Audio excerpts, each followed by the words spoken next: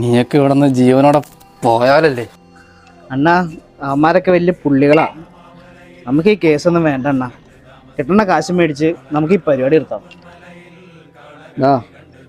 അവന്മാരറിഞ്ഞ പൈസ മേടിച്ച് ക്യാഷ് മുന്നോട്ട് കഴിഞ്ഞാൽ എൻ്റെ പെങ്ങളെ നഷ്ടപ്പെട്ട മാനം തിരിച്ചിട്ട് അവളെ നാണക്കേട് മാറൂ.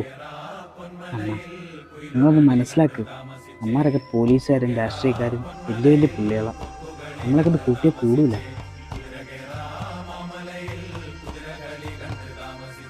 അണ്ണാ അമ്മമാർ വന്നിട്ടുണ്ട്, ഞാൻ സംസാരിക്കാം.